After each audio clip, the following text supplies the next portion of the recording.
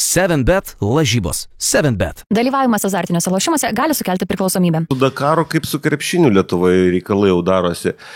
Mes turim 3 milijonus trenerių krepšinio. Tai aš iš vis nustebau. Ir jie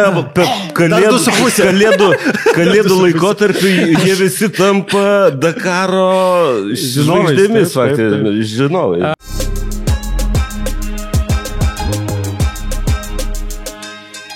Labą rytą, labą dieną, labą vakarą.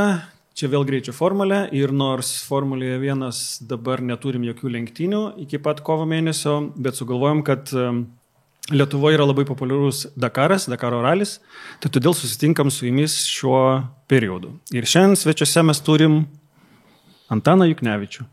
Žmogų, kuris daugeliui, ypač mano kartos gal žmonių, pradėjo asocijuoti su Dakaru.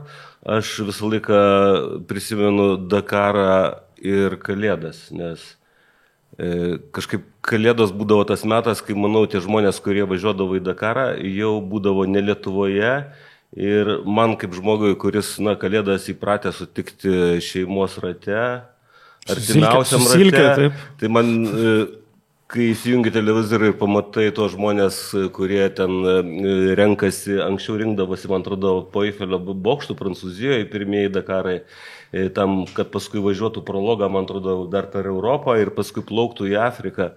Tai, užuojauta būdavo tiem žmonėm, kurie, bet kita vertus, jie leisdavosi į labai įdomų tokį žygį, iššūkį. Ir aš kartais pagalvoju, kodėl daugelis iš mūsų, taip rutiniškai leidžia dienas kažką, kaip sakyti, bando tobulinti, ten šlifuoti, kasdieną darydami vos ne tą patį, o kodėl nesiima daugelis būtent tokių žygių, kokių yra Dakaras ir kurį Antanas, manau, patyrė ir ne vieną kartą ir turės mums, ko gero, šiandien galimybę kažkokių tai epizodų prisiminti iš tos įdomios istorijos. Tai sveiki, taip. Sveiki. Pabandysim prisiminti. Ir atsimenu, aš irgi dar buvau labai jaunas ir irgi sėdėdavau prie baltų mišrainių ir naujus sutikdavau namie. Ir paskui dar ir galvą sopėdavau ilgai. Bet jau 2002 metais mes nutarėm, kad užteks, reikia naujus metus sutikti kaip tikri vyrai. Ir kokia motivacija buvo to, kad jūs sugalvojot tokį iššūkį? Nieko nebūna atsitiktinai. Iš tikro, mes neatsidūrėm Dakare visai taip iš lempos, kad nieko neveikiam, sėdėjom, sugalvojom, nuvarom į Dakarą. Taip turbūt ir neįmanoma būtų, bet tuo metu į pirmą Dakarą mes važiavom kartu su Aurelijum Petraičiu, su mano bičiuliu, ir mes, kadangi abu buvom, sakysim, jau tokie patyrę lenktynininkai, mes lenktyniavom ir įvairiose kategorijose. Aurelijus važiavo ir klasikiniam ralį, aš klasikiniam truputį bandžiau, važiavau kartingais, žodžiu, o paskui taip gausi, kad mes į tą visų lygių sportą įlindom. Į rally reidus, trophy reidus ir aš jau tuo metu buvau 2 kart Lietuvos čempionas absoliutus. Aurelijus buvo irgi 1 kart jau tapęs čempionu. Tai mes kaip buvom tokie jau Lietuvoje, sakysim, tarptų visų reigių sporto arba rally reidų vadinamų, trophy reidų jau buvom žinomi, gerbiami ir daug pasiekė Lietuvoje. Tai ta prasme tas toksai žingsnis kitas, o kur toliau? Tai tas kur toliau, tai tiesiog mes padarėm tokią avantiūrą, kad išmetėm viską, kas yra tarpinės stotelės tarp Lietuvos Odžiaus ir Dakaro, o Dakaras tai yra, kaip sakau, pas alpinistus ar mounterius, Everestas. Everestas, ar ne? Aišku, ten K9, kas ten yra turbūt sudėtingiau šiais laikais negu Everestas, bet vis tiek tai yra ta višnaitė, kai yra tokia siekiamybė, ne? Tai mums tos srities sporto atstovams, sakysim, bekelės, žinai, tai buvo, ta višnaitė, tai tik tais Dakaras. Tai va, mes visas stoteles praleidom ir iškart faktiškai išvarėm porą tarptautinių varžybų nuvarėm, vienas varžybas Latvijoje ir vienas Baltarusijoje, viskas. Ir faktiškai iškart šovėm į Dakarą. Ko čia daug? 2003. Taip, 2003. Finišavote 3 metais. 2003 metų buvo Dakaras, mes pradėjom ruoštis 2002 birželio mėnesį. Birželio mėnesį jau kai sukirtom, kad tikrai važiuojam, Aurelijus apmokėjo startinį mokestį. Startinis mokestis buvo frankais, nes nebuvo eurų iš to į Prancūziją dar. Taip, Prancūzijos frankai. Tai tiesiog, kad suvokta, ne? O tada aš atsimenu, buvo labai jokinga situacija, kad, gerai, tai neturim automobilio, nelabai turim ir biudžeto ir apskritai nelabai suvokiam. Į ką? O čia apie ką, kur, kaip, o jokingiausias dalykas buvo, kad tuo metu, tai jeigu jūs prisiminsit 2002 metus, nebuvo dar socialinių tinklų ir Facebookas nebuvo atsiradęs dar. Tai ir susirinkti informaciją, tai nelabai... Telefonai, viskas buvo nešių dienų. Aš pasakysiu daugiau, didelė dalis mūsų auditorijos nebuvo gimusi greičiausiai. Tai va, tai ta prasme, dar nesijaučiu jokių būdų toks dinozauras, aš jaučiuosi labai jaunas, bet aš esu iš tų labai jaunų žmonių, kurie dar išvažiavo į pirmą Dakarą, kai dar nebuvo ir Facebooko. Ir mums susirinkti informaciją, apskritai suvokti, kas tai yra buvo pats didžiausias iššūkis, nes pasitart su kuo nebuvo, dabar tai jeigu jūs sugalvotumėt važiuoti į Dakarą, tai jūs galit nueiti čia pas 15 žmonių ar pas 20 lietuvių Dakarą ir įvairiom kompetencijom, ir su mechanikais, ir su inžinieriais, ir su šturmanais, ir jūs turėtumėt su kuo pabendrauti, ir jeigu vienas nepatiko, pasišneki su kitu, gali su visais iš karto bendrauti. Žodžiu, turi galimybių, o tada buvo labai sudėtinga ir aš neseniai prisiminiau, kitoj studijoje sėdėdamas, kad aš rašydavau laiškus, tiesiog taip parašydavau laišką. Ant popieriaus, įdedu į voką, užkliuoju, nueinu į paštą, įmetu ir aš su tokiais olandais susirašinėjau ir laukiu atsakymą. Už 2 savaičių 3 ateina laiškas, iš džiaugsmo atsiplėši, ten tas olandas man prirašęs kokius 3-5 lapus atsakymų, pridėjęs ten dar kažkokių nuotraukų brėžinukų, žodžiu, ir aš tada turiu dar 1000 klausimų ir vėl rašau laišką, kol supratau, kad nafik tuos laiškus rašyti galima faksų pasinaudoti. Tada nusipirkau faksą, nes pradžiai važinėdavau pas mamą į darbą ir pasitėti, kad išsiųst faksą, nes aš fakso namie neturėjau. Daugelis mūsų klausytojų nežino, kas yra faksas. Faksas kainuodavo bet kokiu atveju labai brangiai, nes jį paspaudus tai tarptautinis skrydis. Tai tu ten į Olandiją, pavyzdžiui, siuntėjo, mesgi dar nebuvom ES nariai. Tai kainuodavo brangiai, tai reiškia, tu negali nueiti pas mamą ir iš jos tarnybos išsiųst su jie nesusitaręs, nes tai vis dėlto kažkas paskui sakys, kur čia jos faksus siunčiat, supranti. O tų faksų paskui siūsdavom daug, bet žodžiu, buvo toks momentas, kad ir Auris daug siuntė, ir mes tų faksų tikrai daug prisiuntinėjom ir aišku, šnekėdom, paskui skambindom, nes tos informacijos be galo daug reikėjo surinkti, bet čia tiesiog, kad susivokt, kad biški dinozaurų laikų paragavom. Aš atsimenu, mes kaip bendraudavom su Tarptautinė automobilių federacija, irgi kaip fanai Formulės 1, tai aš irgi tą patį dariau. Siuntėm tai čia laiškus, toksai, žinai, 2000 kokie metai, bet tu įsivaizduok, kad dar partos patirties dar buvo, kas liūdniausia, kad apskritai Dakaro organizatoriai yra prancūzai, su visa pagarba Thierry Sabinui ir prancūzam, kad jie tokį renginį pradėjo, bet jie niekšai, dabar jie jau, tu gali įsijungti ten anglų, ispanų kalbą ir ten dažnai informacijos būna daug mažiau negu prancūzų kalba, bet tada iš vis nebuvo puslapio. Taip. Faktiškai ne, buvo puslapis dakar.com, bet jeigu tu jį paspausdai, ten būdavo tiesiog bendra tokia informacija, 1-2 lapai atvartai, tik prancūzų kalba ir viskas toliau parodytas telefonas, va toks telefonas, toks faksas. Tai tam, kad tu gautum kažką, tai tu nieko ten nesisiūsi, tu vis tiek turėjai skambinti Prancūziją, šnekėtis, tada ieškodavai čia kas pas mus surandi kokią merginą, kuri studijuoja prancūzų kalbą universitete, tada ten jai dar neši saldainių gėlių, kad jinai paskambintų ir įsiaiškintų, ko reikia, pats sėdi šalia. Žodžiu, vyko taip. Teoriškai netgi ta polemika apie tai, kokią kalbą jie rašydavo. Dakaras vis tik paskutiniu metu virto labai jau tarptautiniu reiškiniu. Čia aš, žinoma, nesakau, kad lietuvių susidomėjimas Dakaro padarė tą atominę įtaką tarptautiškumui, bet lietuvių susidomėjimas ir mes kiek turim 11 ekipažų šiais metais, tai sakyčiau, tai apie 3% visų Dakaro dalyvių šių metų.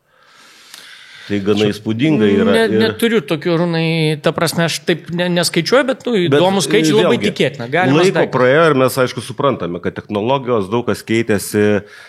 Pats Dakaras vykdavo, startuodavo, atsimenu, Paryžiuje, finišuodavo Dakare. Taip ir vadinavo, absoliučiai Dakarą. Tai jis vadinasi Pary-Dakar, tai reiškia Paryžių startas. Paprastai būdavo sausio 1 dieną ryte, Eliziejaus laukuose, visi būdavo išsirikiavę, faktiškai daug kas ten ir pašvesdavo, ir ryte visi išvažiuodavo. Jau pradžiai pervažiavimai, tai tu turėdavai kirsti visą Europą iki Gibraltaro arba ten iki uosto, iš kurio būdavo keliamas jau į Maroką. Dažniausiai, aišku, būdavo ten kažkur prie Gibraltaro.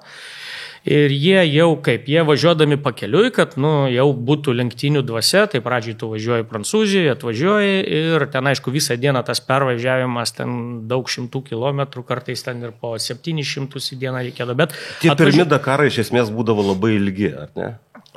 Jo, jie būdavo labai didelis, o yra rekordinis, kur ten beveik 20 000 kilometrų iki Keiptauno buvo. Tai ir paskui, žinoma, Afrikoje, kaip ir galima tikėtis, kažkur prasidėjo, politiniai, kariniai dalykai ir tas kelias per Afriką pasidarė pavojingas. Tai vienoje vietoje žemynys kažkoks, tai kitoje. Ir tada buvo tas eksperimentas persikelti į Latino Ameriką su viskuo. Ar teko? Pirmas, jeigu taip grįžt prie to, kad, reiškia, kaip aš tik dar pabaigsiu, kad važiuodavo per Europą, pavažiuoja, ten kažkur vynuogynų laukuose padaro 40-50 km greičio ruožą, visi prapučia, ten laikui, viskas vėl kažkur nakvoja, vėl kitą dieną turi pasiekti kitą greičio ruožą, kuris jau ten, pavyzdžiui, yra Ispanijos pradžiai. Ir dar gale dar kokį 3 greičio ruožą įkaldavo ten prieš pat jau išplaukiant Ispanijos pietuose.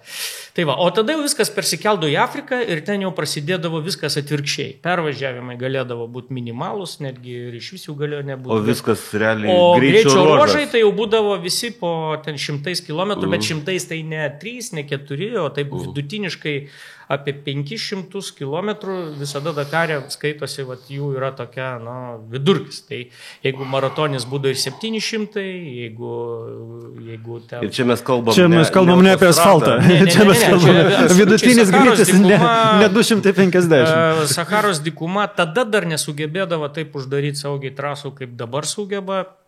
Ir dabar būna pasitaiko, kad koks piemuo, kur išlenda, bet sakykime, iš tikro, yra labai jau dabar saugoma. O tada būdavo visko ir iš tikro yra ir kaktomušų skaudžių buvę, ir kad išlysdavo kokie nors buvo absoliutus greičio ruožas, tu varai ten 500-600 kg, jeigu neįsipaišai į šviesą, tai gauni tamsos. Ir vienintelė navigacija yra popierius, ne žemėlapis. Ir viskas būdavo, ir už tai būdavo, čia ne anekdotai, o yra istorijų, kai ten 4 paras ieškojo vienų lenktynininkų, nes nublūdydavo Saharoje kur nors, ten kas nors.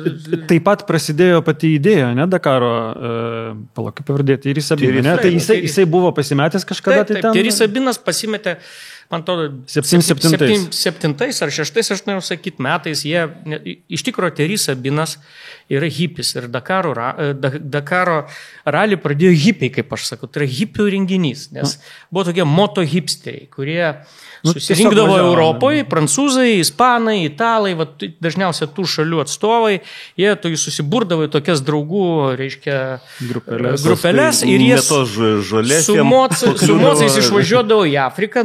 Ta prasme, vasara, kaip čia žiema Europoje, gal jinai ir ne tokia baisi, bet Afrikoje ten... Prancūzijoje žiema baisi, šalta. O ten nuvažiuoji ir prasideda Marokas, Senegalas, Burkina Faso, Alžyras, Libija, visur, ta prasme, tu gali mėgoti faktiškai belekur, nes net ir naktį nėra šalta, susirenki, nieko ten nereikia, palapinyti, mėgmaišiukas turi, reiškia, maistas žiauriai pigus, išgyvenimas labai pigus, kuras ten kapeikas kainuodavo tais laikais. Kaip adventure kažką. Ir tada tu išvažiuoji ir tu toks pankas neturi, tau tik reikia mocui. Ir tada gera kompanija. Ir jie ten važiuodo, keliaudo, o svarbiausia, egzotika, labai gražu, vienas gražiausių pasaulio vietų. Tikrai, pavyzdžiui, man ten Alžyrė ir Libijoje, kur ir Senegalė, ir Burkina Faso, tai yra tikrai tokių vietų, kur aš dabar dėl saugumo jau net žinau, kad turbūt man nebebūtų lemta grįžti tenais. Nes taip staigiai ten nesusitvarkys tą saugumo situaciją. Bet įsivaizduok, kad jie ten keliaudami, jie kažkaip sugebėjo, Thierry Sabinas pasiklydo. Jie atsiskyrė ir jisai liko vienas. Ir žodžiu, taip, vanduo baiginėjasi, kuras baiginėjasi, galiausiai viskas baigėsi, viena para, viena naktis, kita diena, saulė kepina, tu trokšti, o jokios civilizacijos pėdsakų, tu ten žiūrėk į žemėlapį, nei tu pėsčias nueis, ten iš tikrųjų yra tokių vietų ir Mauritanija. Čia Libija buvo, rašo, kad Libijoje. Jo, jisai Libijoje, tai ten, kadangi aš tas vietas esu labai stipriai išvažinėjęs, aš jau ten buvęs iki Kadafio kritimo, kaip sakyt, 5 kartus, tai ten yra nuostabios vietos, bet ten yra, pavyzdžiui, 500-600 kilometrų, Murziuk ir Akakus yra 2 vietovės, kur iš vis jokios civilizacijos ten nėra, tu net pėdsakų nematai, ten žmonių nėra, nieks, nes čia yra prie Sudano ir Alžyro sienos. Ir va tokioj vietoj pasimetus, tai tu tikrai žiauriai, žinai, gali melstis pradėtų. Tai mums sunku susigaudyti, nes mes nežinom, kas tai yra. Libija tai yra pusė Europos grubiai. Taip, faktiškai ten galima Lietuvų ten sukišti su Latvijom ir Estijom. Kokiu 20 gal. 20. Ir žodžiu, jisai išgyveno tik dėl to, jis jau buvo parašęs raštelį, jis jau buvo parašęs į kišenę įdėjęs šeimai atsisveikinimo raštelį. Jis buvo įsitikinęs, kad jis jau nebeišgyvens, ten jau taip 3 paros. Ir jį rado ten ar Tuaregai, ir aš neatsimenu, ar Berberai, kažkuri tai iš tų genčių. Jį rado, žiūri kažkoks, žinai, ir pasisekė jam, jį išgelbėjo ir jisai tada grįžo namo pilnas tų minčių, kad, hebra, čia kažkoks kosmos, ten toks dangus, ten taip vyriška yra, tarp tų kopų, tarp tų smėlynų. Reikia ten organizuoti, tokį hipių, pankų renginį, ta prasme, važiuojam visi kartu, startuojam iš pajų ir turim pasiekti Dakarą. Ir po metų. 7-8, ne? Pirmą kartą padarė. 7-9 lygtais. Tai gerai, bet tai yra puikia proga štai tas ištakas analizuojant, palyginti su tuo, į ką Dakaras pavirto šiandien. Taip, tai pankai hipiai pradėjo. Ant kiek tai pasidarė profesionalus renginys, kiek ten dirba specialistų, aukštos klasės specialistų ir didelių gamintojų. Ir netgi tų pačių formulės komandų specialistų irgi daro dalinius projektus Dakaro projektam. Kažkokius, netgi girdėjau, kad šiais metais, atrodo, debiutuos tokia prieštrauminė sėdinių, kaip jinai pavadinta, sėdinių slopinimo sistema ar kažkokia tokia, kuri esant apkrovai, šiaip sėdinė nejuda, bet esant dideliam smūgiui apkrovai, jinai suminkština tą smūgį ir sugeria. Atrodo, ta sistema nuo 27 metų lyg tai bus privaloma jau visiems. Daug labai sistemų Dakare išbandė, būtent dėl to, kad Dakare būna tų didelių kritimų, kompresinių traumų ypač daug, kadangi vis tiek kopos šuoliai, kritimai, tramplinai, kartais atsilaisvina diržai, ne visi jau labai jos... Dabar aš jau netikiu, kad dar kažkas nesupranta, kaip reikia, kaip sakyti, prisivežti, bet vis tiek yra tų traumų. Bet įsivaizduoju, kad tam tokiam Dakare visų pirma niekada nereikia spjauti hipius, jie yra daug gerų dalykų šitam pasaulyje pradėjo. Visi žmonės yra ir renginys labai greitai profesionalėjo, su kiekvienais metais pradžiai važiavo ten tik tais labai daug motociklistų startavo, automobilių buvo nelabai daug, bet labai greitai atsirado klasė ir automobilių, ta prasme jinai iš karto buvo, bet jų pradėjo daugėti, tada atsirado sunkvežimiai. Žodžiu, taip greitai pradėjo augti, kad galima sakyti, kad jau 90 metais atėjo pirmos kelios gamyklinės komandos dalyvauti. Ir tai buvo, nes pamatė, kad irgi tai yra didžiulė galimybė, platforma, kadangi visi susidomėjo, tai reiškia, kodėl nežinai, tai davai, duodam ir bandom, nes tas laimėjimas tokiuose varžybose, jisai vis tiek didina pardavimus ir tiesiog natūraliai tas renginys taip staigiai pradėjo profesionalėti ir aukti, kad, žinai, ir iki šiol nesustoja. Tai va, mes čia šiek tiek pradėjom labai greitai, tai aš nuo pat pradžių ką pamiršau pasakyti žiūrovam mūsų. Mes esam vis tiek Formulės 1 fanai, nežinau kaip Arūnas, bet aš tai tikrai. Ir aš apie Dakarą nelabai kažką ir žinojau, apart tų bendrų tokių faktų arba ką galiu išgooglinti. Tai mums labai įdomu šitų kelių epizodų, mes jų turbūt padarysim kokie 3, ne? Iki Formulės 1 sezono pradžios. Mums labai įdomu, kas mums, vat, jums, kas žiūrit ir man, kaip Formulės 1 fanui, kas gali būti, vat, kaip mūsų įtraukti šitą sektą.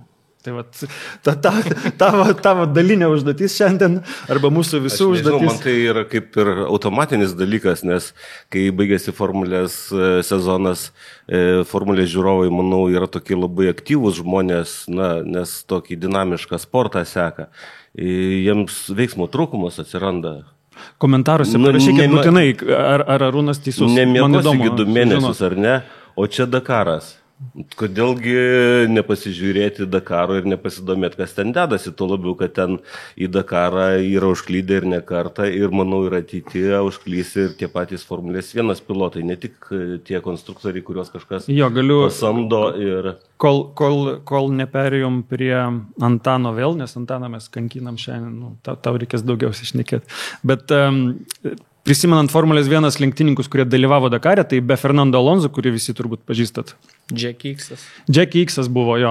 Jackie X'as dalyvavo 14 kartų ir yra laimėjęs Dakarą. Tai yra turbūt legendų legenda iš Formulės 1 lenktyninko. Jų apie 10 dalyvavo, bet Jackie ir Patrick Tambay yra 9 kartus dalyvavęs ir 3 vieta didžiausias rezultatas. Bet čia jie abu 70-mečio pabaiga, ne kažkur 80-metis čia jie abu. Na tai Jackie X aš atsimenu nuo tų vos ne pirmųjų Dakarų. Tai buvo, bet prancūzų tam autosporte Dakaras nuo pat pradžios matyt buvo vienas iš tokių ašinių.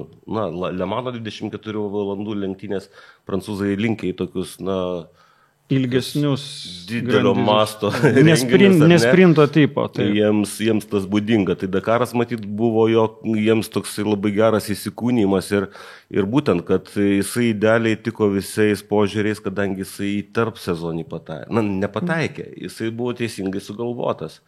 Tame tarp sezonė, kai visi galbūt turi kažkas laisvo laiko. Ir vėlgi auditorija turi dėmesio perteklių, dėmesio niekuo. Tai tą dėmesį galima nukanalizuoti iš tai tokį renginį ir manau, Lietuvoje, žinoma, Dakaro populiarumą didžiąją dalim ko gero išvystė tokie žmonės, kaip mūsų štai svečias sėdintis čia, kuris buvo matyti vienas pirmųjų ir tokių didesnių postumių žmonėm domėtis ir kai ta tokia ar vėliava, kaip tą pavadinti, Dakaro vėliava periminėjo kiti dalyviai, tai tas reikalas greitai įgijo didelį pagreitį. Ir dabar, jeigu mes ar socialinį tinklą atsidarysim, ar televiziją Lietuvoje, tai šiuo metu visur dominuojanti žinia yra Dakaras. Bet Dakaras labai greitai tas pozicijas užsiėmė pasauliniai, pavyzdžiui, sakysim, medija arba ten dėmesio rinkoje, nežinau, aš neprofesionalas, žodžiu, bet visur skelbiama, kad jis yra, ar berods nuo 2000 metų jau pasaulio sausio mėnesio renginys numeris 1. Numeris 1. Sportinis, ne? Jo, taip. Daug kas, mes esam kažkada diskutavę ten, žodžiu, įvairiose kompanijose ir daug kas sako, bet žinai, gal dėl to, kad sausį nėra nei Wimbledono, ten kokio formulės nėra kažkokio krepšinio, nėra tenisai, futbolai, viskas taip liktai, žinai, tai už tai kiekvienas mėnuo turi kažkokį tai savo, kaip sakoma, razinką, tai bet sausio mėnesio, žinai, aš nežinau, čia jau specialistai, tegul studijuoja, bet faktas, kad sausio mėnesio absoliutus lyderis pasaulyje ir jį stebėjo tiek visi, ir japonai, ir amerikonai, ir vokiečiai, ir ką tu be paimsi, ir Europoje, ta prasme, Dakaras labai populiarus. Su įjungimu Latino Amerikos, ką minėjo Arūnai, tai iš viso tada ten, manau, kad dabar tai jis turi ten tokius skaičius, kad šakės, nes Latino Amerikoje tas, kad jisai buvo perkeltas tenais. Įžiebė ir ten dabar po futbolo, tai ten turbūt Dakarui ir dabar vėlgi rasta tokia kažkokia labai, sakyčiau, kompaktiškai ir matyti daugam patogi sala Saudo Arabijoje. Įdomu, kiek dabar mes turėsim tą tokią, stagnaciją vietos požiūrių. Bet ko gero ten irgi irgi patogu. Čia labai paprastas atsakymas. Bet čia labai paprastas atsakymas. Čia, žinokit, neieškokit kažkokių sudėtingų, viskas yra pinigai.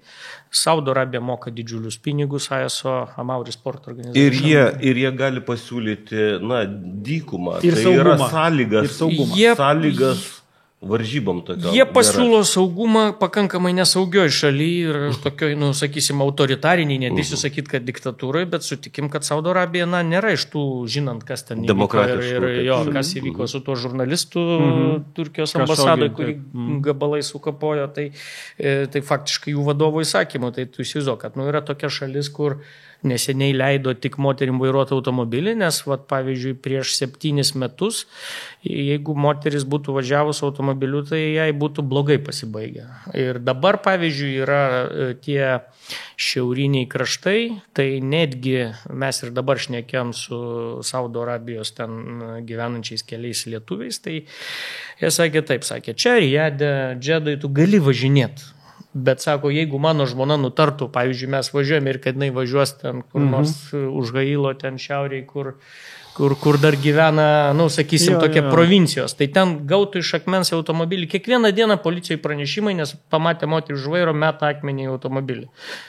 Tai ta prasme, tai tokia šalis. Civilizacijos lygis taip. Taip, bet jinai, aišku, kad jinai truputį demokratija, ten tas autoritarinis režimas, bet jie turi labai daug pinigų, jie dabar perka viską, žiūrėkit, jie nori čempionatą, jie nori FIFA, nori olimpiadą. Tai Formulė 1 tas pats. Formulė 1 irgi atsirado, tai dėl ko? Dėl to, kad jie turi galimybės, jie tokiu būdu investuoja milijardus, o jie jų turi apšiai ir investuoja tam, kad ir tuo pačiu nusiplaut savo vardą. Bet ar jie patys keičiasi? Matyt, kad reikia tikėtis, kad tie renginiai irgi jos kažkiek keičia į gerąją pusę, nes yra postumių. Bet, sakykim taip, tie pinigai yra mokami ne dėl to, kad šiaip vyktų tas renginys, o kad jisai neštų tam tikrą žinutę. Bet mums, kaip sakyt, tie dalykai kaip ir aiškus, bet ką tu galvoji, kaip ateityje tas reikalas turi vystytis? Nes aš neįsivaizduoju, kad Dakaras sustotų Saudo Arabijoje 100 metų. Jisai negerai dabar vystosi, todėl kad kol kas šiai dienai niekas tokių pinigų pasiūlyti negali. Amauri sporto organizacijai konkuruoti negali. Su dabartinė būklė kol kas jokių šansų. Yra vienintelė šalis, kuri galėtų pasiūlyti ir yra nedaug geresnė, tai yra Kinija. Ir su Kinais buvo vedamos dėrybos, bet pas Kinus yra kita problema. Jie turi pinigų ne mažiau negu Saudo Arabija ir labai norėjo, kad Dakaras vyktų Kinijai. Bet Dakaras negali pakeisti 2 dalykų. Kaip jūs manot, ko negali pakeisti Dakaras? Dakaras negali pakeisti pavadinimo ir negali pakeisti datos sausio mėnesio. O Kinai reikalauja, kad būtų pakeista data. Dėl to, kad sausio mėnesį jie turi Gobio dykumą ir ta prasme ten Dakarą galima būtų padaryti. Bet Kinijoje tuo metu yra žemas, sniegas ir netgi jų dykumoje tai yra neįmanoma tokiam šaltį padaryti. Aiškiai, yra prašymas viską perkelti į vasarą. Į vasarą, aišku, ASO supranta, kad tai yra šūvis ir savo į koją ir į galvą. Už tai vėl. Pavadinimo jie nekeis niekada ir datos jie nekeis. Tai va, Kinija atpuola. Kas gali dar pasiūlyti, ten 60-65 milijonai eurų yra mokami tik už tai, ta prasme, kad Dakaras vyktų Saudo Arabijoje. O plus dar yra pridėtinių visokių dalykų, kurie, aš manau, jie uždirba ten tikrai kokius 80, gauna tik iš to, bet plus jiegi už transliaciją susirenka pinigus, ten visokie dideli partneriai, rėmėjai ir taip toliau. Tai čia yra jau atskira istorija. Tai aš manau, kad tai ir yra tokie spastai, kad dabar liūdna, bet Dakaras greičiausiai iš tų spastų, neištruks labai ilgai, nes jau Saudo Arabijoje yra pažeidžiami visi pažadai, kurie buvo duoti pradžioj, kad tik pirmus metus vyksta Saudo Arabijai, bet paskui bus šalia šitam regione įdomiam, kad bus įtrauktas arba Omanas, Jungtiniai Arabų Emiratai ir Jordanija. Tai buvo, apie tai visą laiką žadama ir jeigu paskaitytų, visą laiką kiekvienais metais, jau dabar jau čia dajungs. Ir niekada neįjungia ir aš suprantu, kad niekada, nes tai yra kertinis Saudo Arabijos reikalavimas, vyksta už mūsų pinigus tik pas mus, bet mes jų mokam tiek, kiek jūs norite. Ir tai nėra geras galbūt žinias. Tai nėra geras žinias, nes dabar... Tai gal mums tada pasižiūrėti į kažką geresnio. Na, gerai.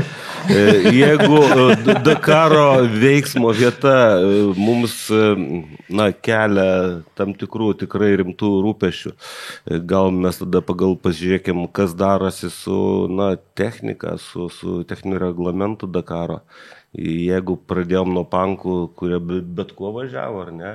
Ir dabar atvažiuojam jau į tam tikras, jau smarkiai kontroliuojamo saugumo techninių požiūrio ribas, kai gamintojai jau senai investuodavo į Dakarą, bet šiais metais mes matome visą eilę gamyklinių komandų, tai yra daug, tai yra ne du ten, kai Mitsubišiai su Schleseriu varžėsi, su jo bagiu, ar ne? O dabar turime kelias gamyklinės komandas ir Fordo galų galiausias naujas modelis ir Renault koncernas Duster markė ateina šiais metais ir su tokia komanda, kuri, Dakare gal žinoma, ProDrive'as yra, sakyčiau, ne tik Dakare žinoma, ir žiedinėse lenktynėse ir ralyje. ProDrive'as yra Davido Richardso, buvusio British American Racing daug profesionalių komandų darosi ir... Tai nepakeis Dakaro populiarumo, kad jisai vyks Saudo Arabijoje. Aš tik sakau apie tai, kad iš lenktynininko pozicijų ar apskritai iš pozicijų ir žiūrovų būtų daug įdomiau, jeigu Dakarai visada keisdavosi ir jie eidavo, minimum vykdavo 4, 3. Vanduo, tai yra procesas visą laiką. Vienais metais paleido iš vienos pusės į vieną, kitais iš kitos į kitą, arba padarė kažkokį, bet dar įjungė šalių. Tai nebūtina ten daryti 8-7 šalyse, bet kad Dakaras vyktų, vidurkis būdavo 4-5 šalis visada. Čia vidurkį, jeigu mes imam nuo Tirisabino laikų.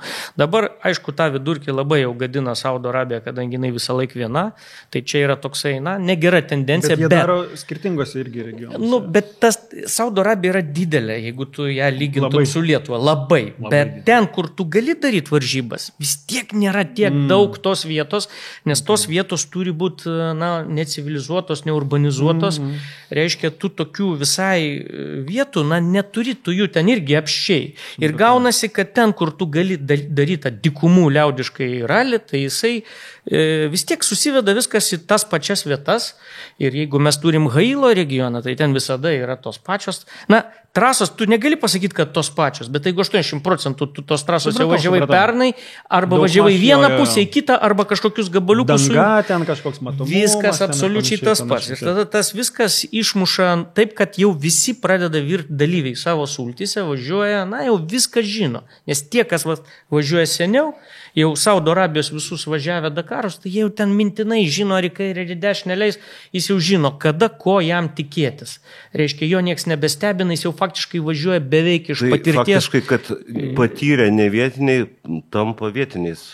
Neišvengiamai. Taip, bet čia yra tas negerai, bet iš kitos pusės tai vis tiek, sakykime, dėl ko tai yra įdomu gamykliniam komandom, populiarumo, tai to renginio jau tu tuo nebeužmuši. Čia eina šneka apie emocinį stovį dalyvių ir suvokimą, kad bet visiems vis tiek sausio mėnesio bus numeris 1 renginys, kurio turbūt ten reitingai ir dar transliacijos dar didės ir gerės.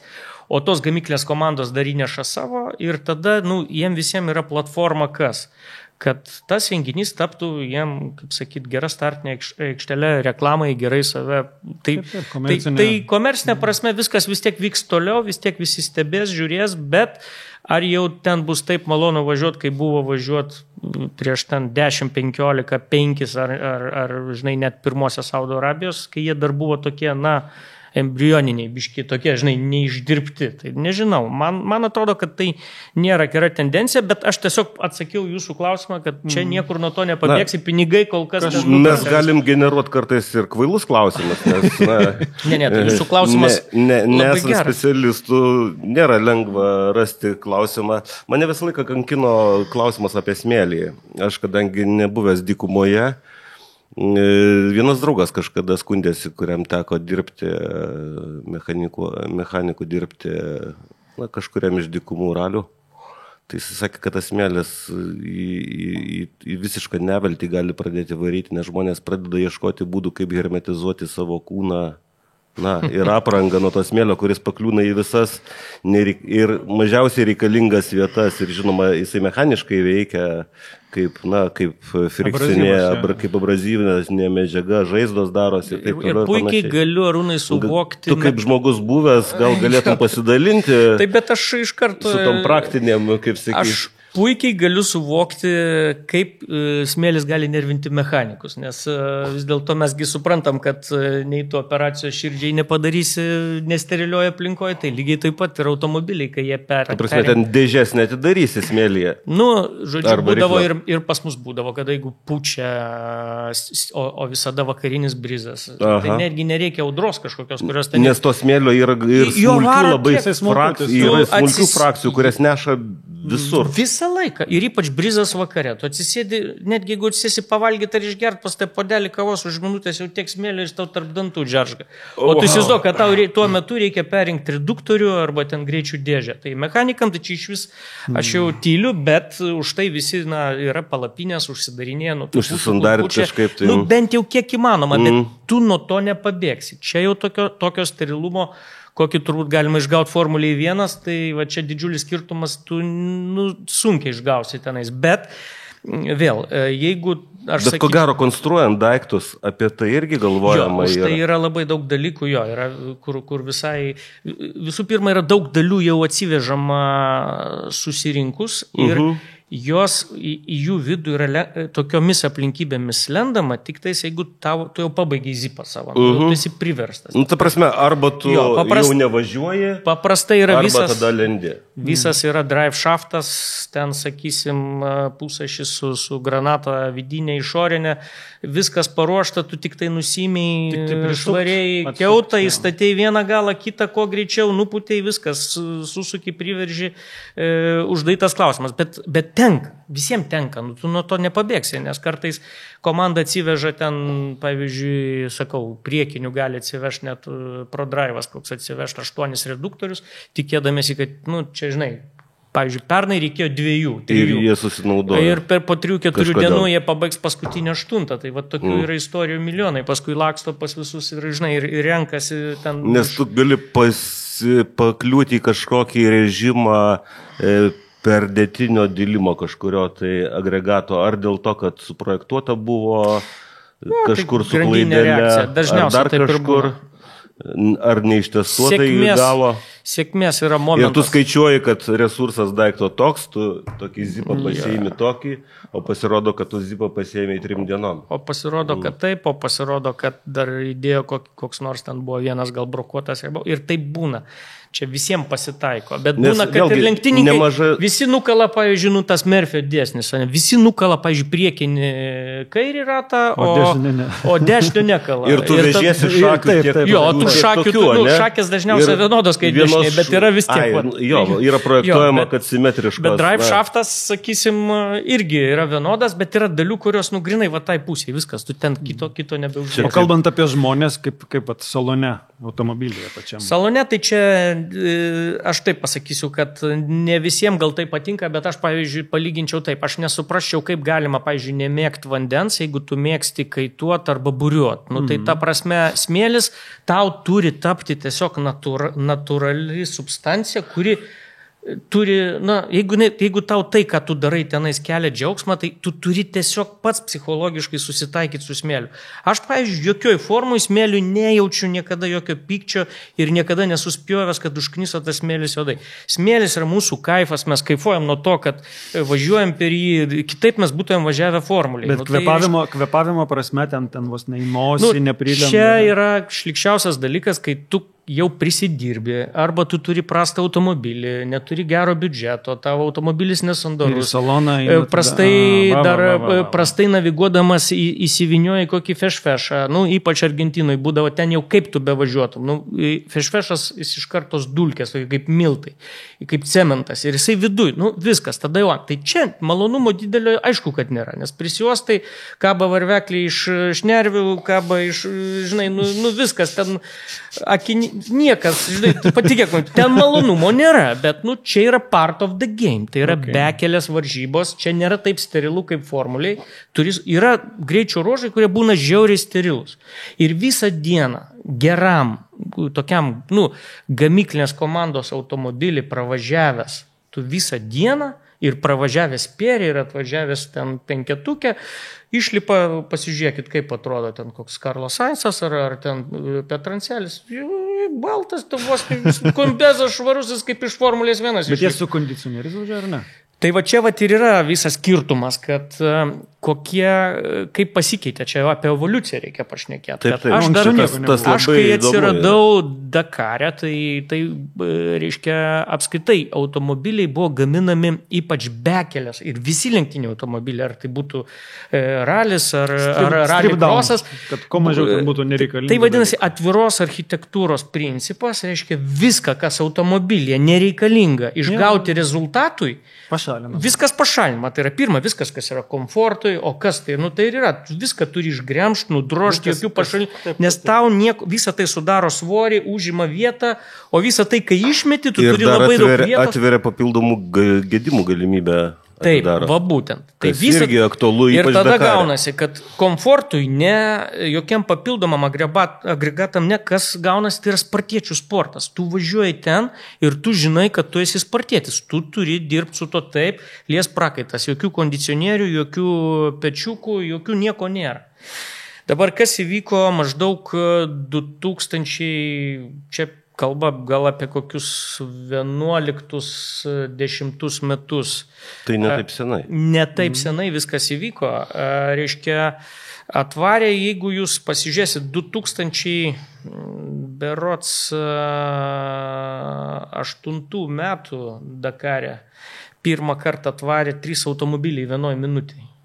Tada finišavo kitais metais Carlos Sainzas, Nasseras su Carlos Sainzu, jie finišavo iš vis kelios sekundės. Tai tu važiuoji 10 km lenktynės, važiuoji 10 000. 10 000, jo, tam prasme, važiuoji 2 savaitės jo ir tu po 2 savaičių, po 3 savaičių, reiškia, atvarai į 1 minutę. Ir visi buvo labai šalia. Tai va tas, 4 metų, tie finišai, kai pamatė, kad 2-3 minutėse finišuoja 5-6 lyderiai, kurie išsidalina tą penketuką ir skirtingų gamintojų automobiliai. Suprato, kad automobilius jau išmoko padaryti tokius, kad jie nebelūžta, jie nebegenda. Kita vertus dar ir dėl to, kad specialistai, kurie tame specializuojasi, jie ko gero ten nerotuoja. Čia labai teisingas. Aš mačiau, kaip tie patys pradžiai vaikšto, dirba Volkswagen'e, paskui dirba Peugeot, paskui Tai yra tos žinios, jos pereina.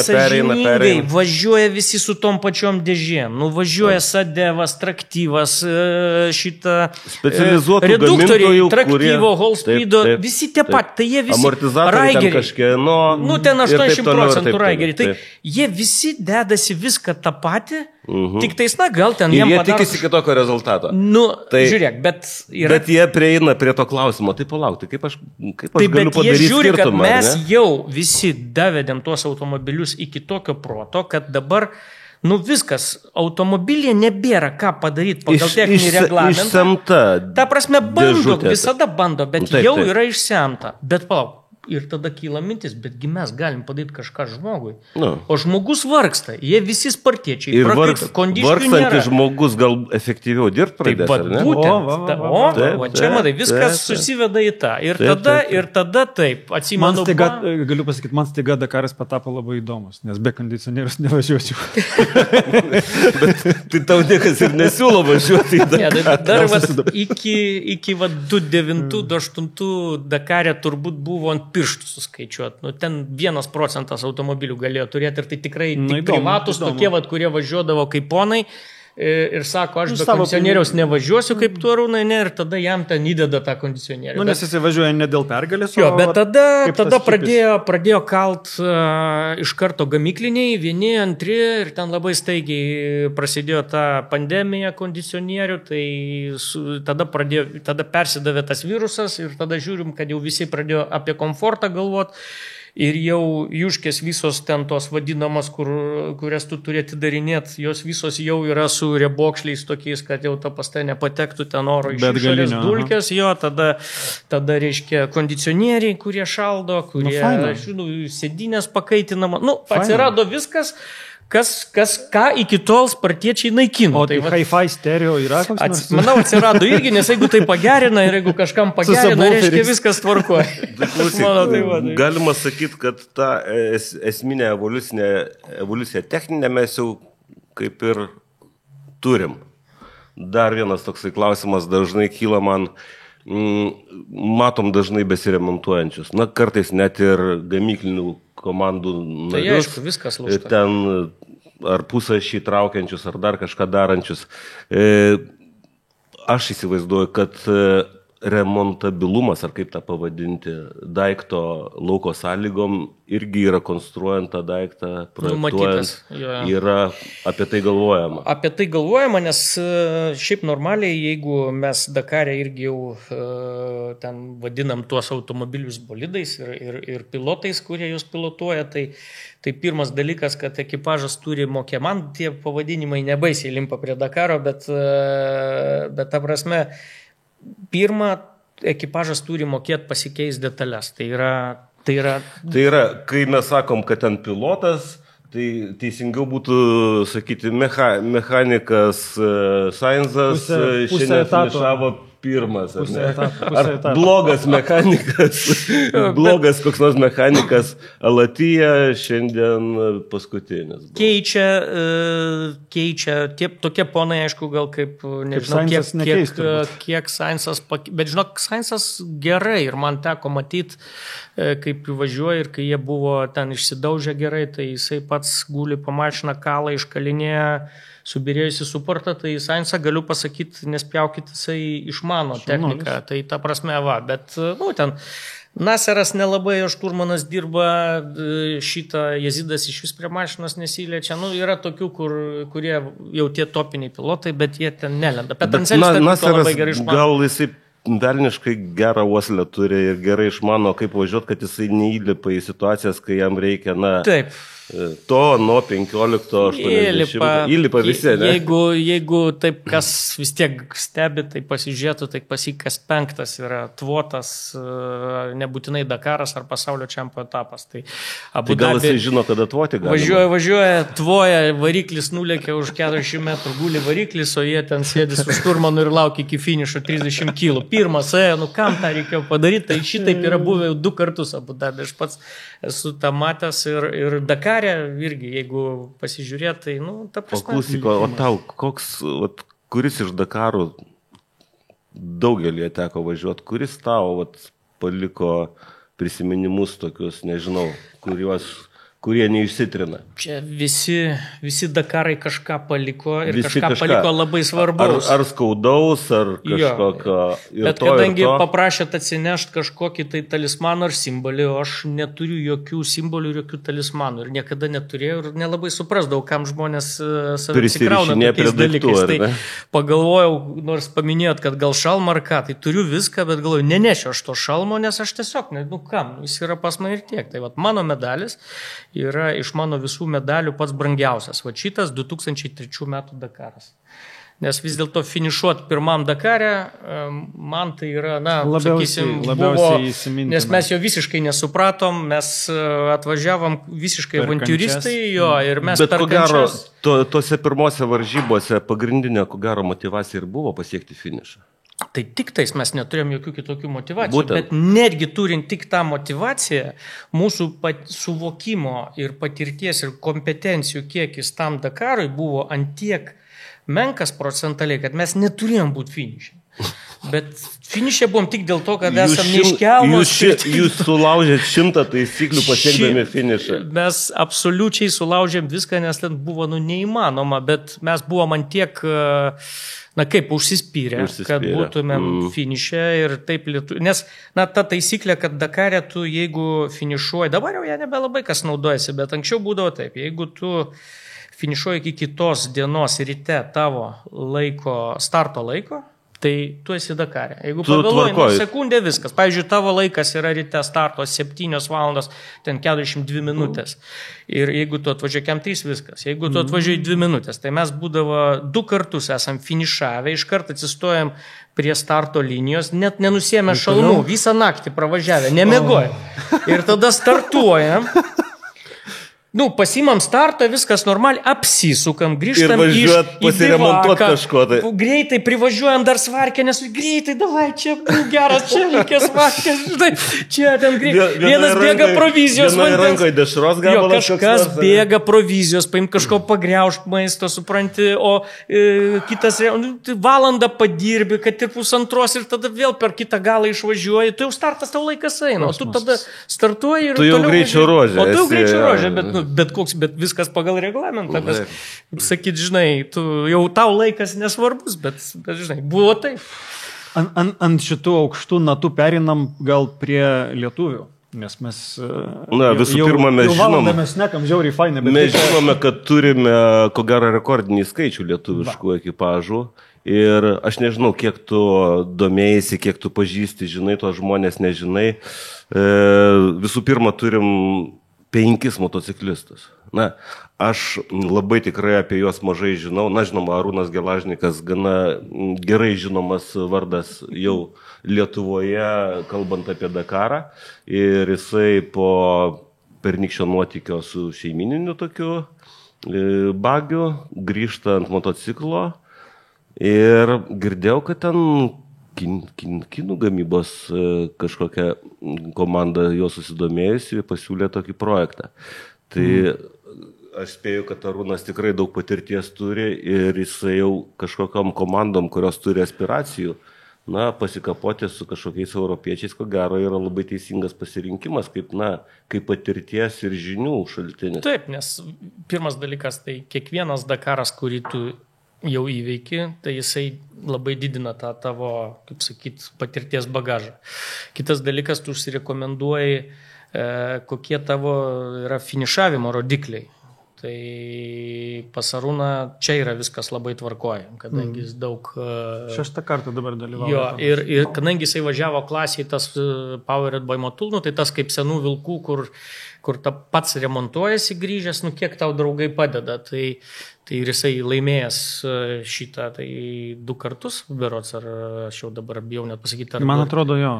Tai aš su didžiulė pagarba ir labai džiaugiuosi, kad kinai, nesvarbu, kinai, japonai, kas jį beimtų, jisai yra, toks vertingas. Jisai vertybė yra. Jisai vertybė, patyręs, kokius jam duos uždavinius, mes irgi negalim žinoti, nes Dakar irgi būna taip, kad, pavyzdžiui, startuoja, pavyzdžiui, 5, o vienas yra tas donoras vadinamas. Aha, tai aš nežinau, ar daug dievė, kad Arūnas nebūtų donoras, bet donorais anksčiau būdavo, ta prasme, ir čia yra sena praktika, kad, pavyzdžiui, tai vėl, negalim žinot, bet vis tiek tai yra jau kontraktas, tai yra gerai, tu dirbi tai, kas tau... Bet donoras, tai čia, aš taip spėju, nes nežinau, čia važiuoja šalia ir jeigu kažkas atsitinka... Ne, tu važiuoji paskutinis, tu niekada negali lenkti nei vieno iš savo komandos. Tu važiuoji kaip atsarginės dalis. Jo, jeigu kažkas nulūžo, nes, pavyzdžiui, mes automobilį galim vežtis, mes paprastai vežamės arba vieną, arba 2, tuos vadinamus drive shaftus, vežamės vieną šakę, vežamės ten kokiam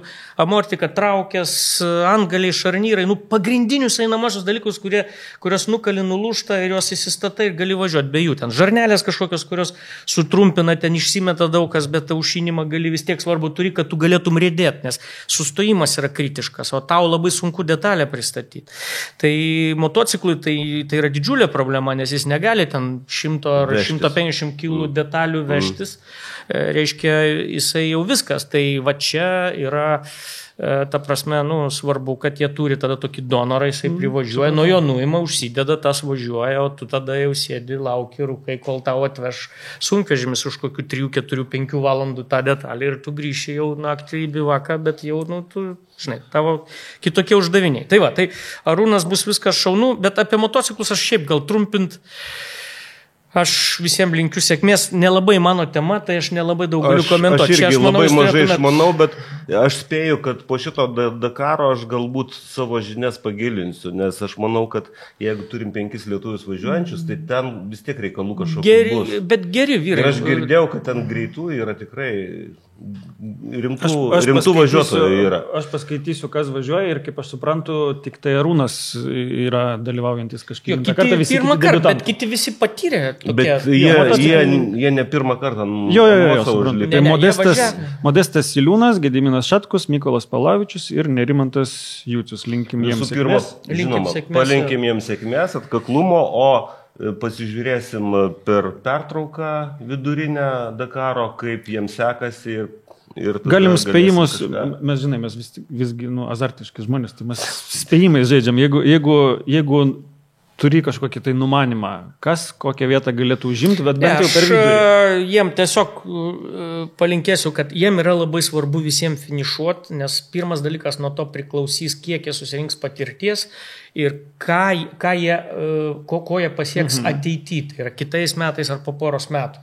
Pirmas dalykas tai yra Dakare didžiausias rezultatas yra pirmą Dakarą apskritai įveikti ir susirinkti suvokimą.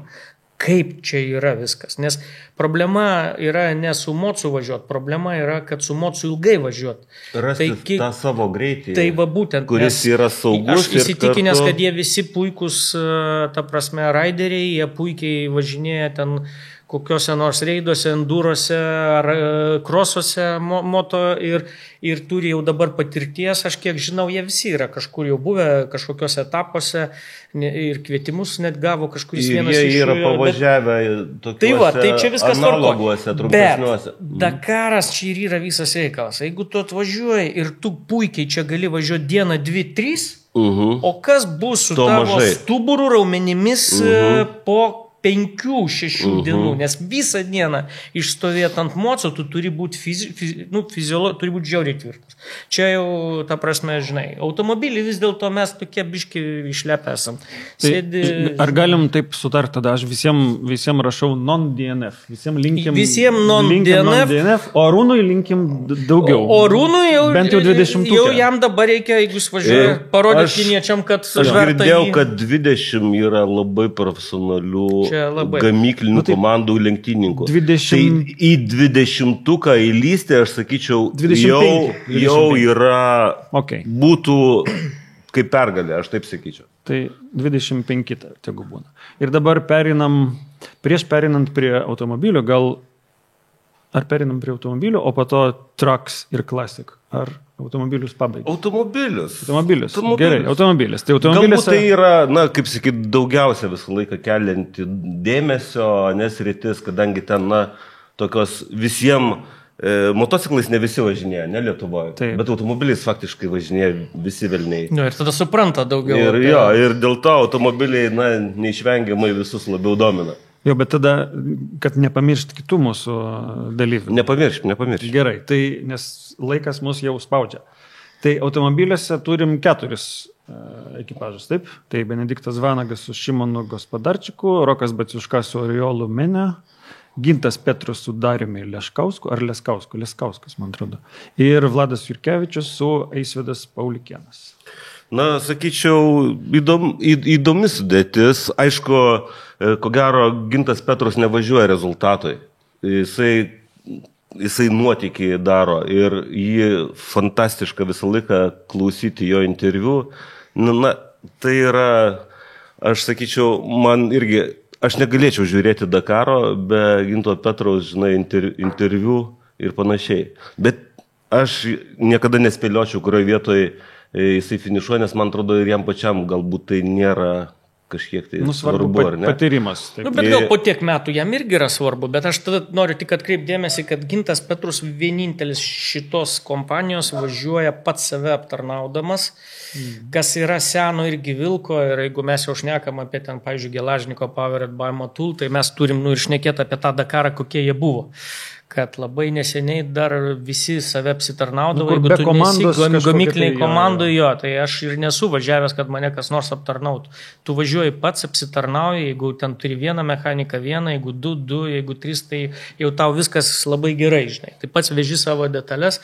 Ir pats automobilį techniškai kiekvieną naktį turi pasiruošti, kad ryte vėl startuotum. Tai Gintas, jisai yra iš tų, vis tiek dabar senų dinozaurų, turim pripažinti, kad jisai važiuoja vienintelis, tokį tikrai tas senai Dakarais, pats save aptarnaus. Taip, kad, o kad jam visai jau vieta nėra svarbi, Gintas paskutiniu metu labai neblogai pradėjo važiuoti. Anksčiau jisai iš tikrųjų važiuodavo. Aš nežinau, kokie jo tikslai, bet aš nemanau, kad jo tikslas yra tik tais finišuoti ir paturėti kuo daugiau čia visokių draivų ir nuotykių. Aš manau, kad jisai vis tiek jau pajuto tą skonį, kad jau gali pūsti, taip kad jis irgi kažkokio rezultato tikrai sieks ir manau, kaip minimum 20-ukė jisai gali būti.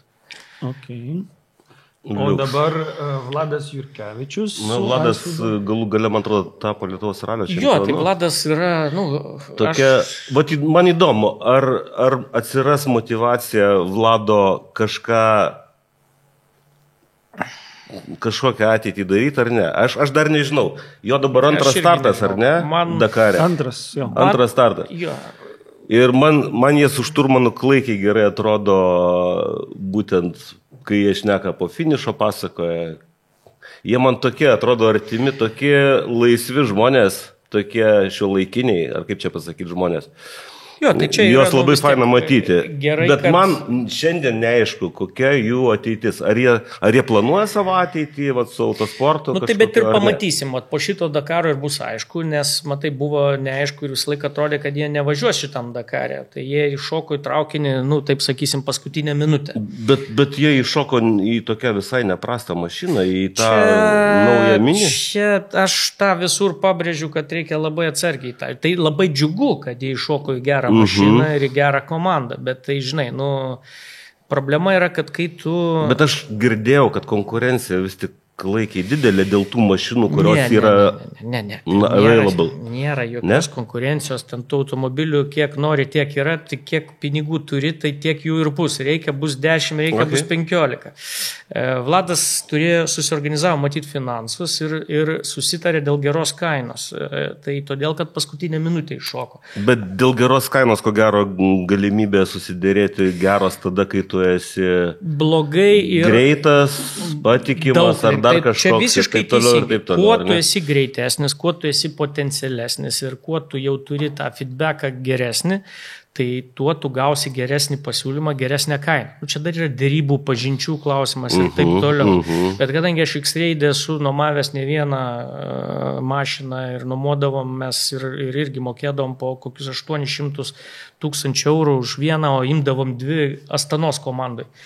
Tai ta prasme 1 600 000 sumokė, va taip, tik už Dakarą. Bet visada gaudavai pasiūlymą ir aš dabar gaunu iš X-Raido pasiūlymus, pavyzdžiui, gauni pasiūlymą, klausyk, liko čia, tai gal nori, o gal tu žinai, kas nori, pasiūlyk kam nors, va čia, už 300. Turi kažką, nuo ko kažkas atšoko ir pas juos stovintys pinigai. Aš tai labai pergyvenu dėl Vlado, pavyzdžiui, kad jisai tikrai kaip geras ralistas ir jau turi vieno Dakaro patirtį. Problema, kad tas iššokimas paskutinė akimirka tikrai neleido jam turėti gero kontrakto ir tikrai įsitikinęs, kad juos gali biškiai pradėti stumdyti. Tai prastesni mechanikai, prastesnis aptarnavimas, automobilis iš patvorio paimtas, nustovi ten X-Raido T1+, patvory stovi, laiko nebeturim, viskas. Aš tą kartuoju, aš tą esu matęs, mes su to kovodom X-Raido komandai. Tai labai dažna praktika, nes jie turi savo geriausius mechanikus 10, tada 10 prastesnių.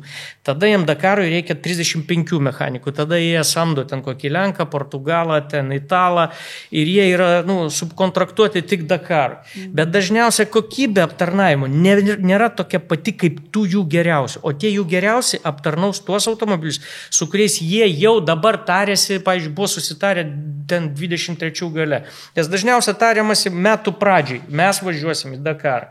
Arba mes. Tai va čia ir yra visa problema, kad tu tie, kas pradėjo jau nuo pradžių, seni vilkai ir tie labai patyrę, jiems svarbus. Jie jau automobilius buvo susitarę tikrai šių metų pradžiai. Labai įdomi informacija. Ir tada jie gavo geriausius mechanikus. Pavyzdžiui, mes Asnos komandai, aš skrisdavau ir sakydom, žiūrėkit, jeigu mes negausim šito mechaniko, mes einame overdrive, mes pas jūs neimsim mašinos. Ir mums duodavo būtent tuos 2 mechanikus, bet jie sakydavo, gerai, vieną tą duodam ir kitą tą, bet kitų 2 neduodam. Nu, ta prasme, tai yra, žinai, tu jau žinai, kurie aptarnauja geriausius. Kai tu žinai, dėl ko tu dėriesi, tai tu, aišku... Bet čia tas, aš sakau, gaila, žinai, aš būčiau daug patarimų davęs, nepažįstu Vladą asmeniškai, žinai, nes, ten, ta prasme, su X-Raidu reikia ypač, nes jie ne viena yra. Ir paskui tada Vlado problema pernai buvo, kad jų automobilis labai birėjo. Tai jeigu šiemet vėl bus tas pats, tai nebebus motivacijos į 3 Dakarą važiuoti. Ir tai dar nereiškia, kad tiesiog jie jį laužė. Tai ne jie jį laužo, o galimas daiktas, kad tiesiog tas paruošimas jis netitinka. Tai nereiškia, kad jeigu tu važiuoji X-Raidą, būtinai turi automobilį, kuris nebirės. Vėl iš patvario paimtas paskutinė akimirka už pusę kainos. Čia ta prasme tokių daug susvilusių yra. Tai duok Dieve, kad taip nebūtų, duok Dieve, kad būtų viskas gerai. Pažiūrėsim ir palinkėsim, žinoma. Bet sakau, labiausia...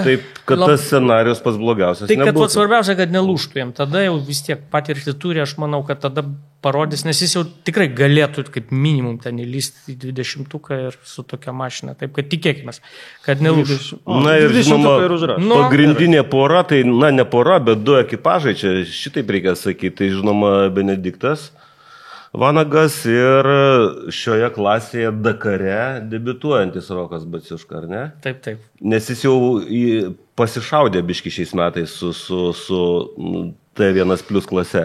Ja, bet Dakaras jam bus pirmas, ar ne? Dakaras bus pirmas, čia vėl, kadangi formulės... Labai įdomu, kadangi Rokas yra klaikiai greitas, ar ne? Benediktas yra, galima sakyti, klaikiai patyręs. Visi turi, kaip sakyti, savo požiūrį, kaip važiuoti, kodėl taip važiuoti ir taip toliau. Kaip tu matai šią dvikovą, aš neklausiu, kas joje laimės, bet kaip tu matai, kokią taktiką naudos šitie 2 ekipažai, kurie, aš spėju, turi potencialo abu kovoti dėl vietos 10-uke. Pirmą aš gal tik tai įvesiu, kadangi mes kalbam su Formulės 1, ne, ta prasme... Labai teisingai, taip, tai, kad be abejo. Suprastų, kad Rokas žiauriai gerai važiavo iki šiol ir jis buvo ir T4, ir T3 klasiai. Tai vėl, bet, šiaip, kad reikia palyginti, žinai, kad tai yra, tas pats, kas, pavyzdžiui, jeigu žiedėmės, lygintumėm, visi pradėjo kartingais, ar ten, ar Hamiltonas, ar Alonso, ar Schumacheris. Aš irgi pradėjau, bet nebaigiau. Tai žinai, tai čia buvo, jisai važiavo kartingų klasėje, buvo žiauriai geras. Viskas, bet jis dabar ateina į Formulę 1. Jis iš karto į T1 plus. Ir jam jau metas buvo, aš pernai mes, kai išnekėjau, sakiau, tu būtinai iš karto jau stenkis nebetidėlio, kad nepraleistum to, kol esi geroj formai. Bet dabar bus viskas įdomu labai, kaip Rokas išlaikys psichologiškai, nes jis yra labai jaunas. Ir geras tas automobilis jam leis važiuoti vyriškai, bet toj klasiai, labai greitai galima ir klaidą padaryti, nes vis dėlto sutikim, kad kartingas taip nevažiuoja. Ir ten klaidos netokios žiaurios. Greitis didesnis gerokai ir klaidos kaina. Svoris didesnis, gale momentinė žymiai didesnė, absoliutus greitis didesnis. Viskas yra stipriau ir aršiau. Klaidos gali kainuoti brangiau. Aš tikiu, kad Rokas turi geros rallycrosso patirties. Tai ta rallycrosso patirtis ir kadangi jisai... Bet Rokas toksai su tokia galvosena, tokia gana skaičiuojančia tokia. Tai pasižiūrėsim. Dabar visi klausia, nes čia... Jisai sveria, jisai visą laiką tą greitį su rizika sveria, jisai labai. Aš kol kas sakyčiau, kad... Bent jau man tai pasirodė. Didžiausias pavojus, mano nuomonė, nes aš atsimenu, kai Roką dar mačiau, kaip jis rallycross'e važiuodavo. Ir kad vis dėlto sutikim, kad aš manau labai gerai, kad su juo sėdi Oriolas Mena. Tai ta prasme, tai yra žiauriai geras, ta prasme, lenktyninkas buvęs ir šturmanas. Kuris gali gerai valdyti situaciją. Vyresnis ir puikiai supranta, nes ir Rokas turi jau didelę patirtį. Bet kuris gali prilaikyti, kad žiūrėk. Čia yra toks tarpas. Aš vis laik sakau, įsivaizduokit, kad yra, tu turi 2% tik tais juostelę, kurioje tu turi važiuoti. pats sudėtingiausias dalykas profesionaliam lenktynininkui surasti va tą tarpą. Nes tai yra maratonas. Jeigu tu važiuosi lėčiau, tu rezultato neturėsi. Jeigu tu važiuosi greičiau, tu peržengi riziką ir tu tada tikrai kokią, 1-2 dienas gali laimėti ar būti retukė, o kažkur vienas akmuo ir... Tikslas važiuoti Roko yra blemba, kad jis tik išgirstų ir kad turėtų gerą mentorių, bet tikiuosi, kad jų tikslas važiuoti taip, kaip važiuoja Petrancelis. Tai yra nelaimėk nei vienos dienos, laimėk Dakarą. Petrancelis 2 kartus yra nei vieno greičio ruožo nelaimėjęs, stabilumas. Kaip prostas. Jo, neperžengti, žinai, ir viskas. Bet jam ypač svarbu, kad dabar jisai užsirekomenduotų su šituo T1 plus automobilių klasiai. Nes tai vėl jo karjeros klausimas, ar ne? Taip, tai yra jo karjeros klausimas. Nes jis labai jaunas ir jisai turi labai dar didelę erdvę tolimesniam keliui savo. Tai va čia jam... Bet aš manau, kad jisai irgi taip galvoja, ko gero. Jiem abiem, ar mes linkim bent 10-tukę būt? Ar čia labai optimistiška?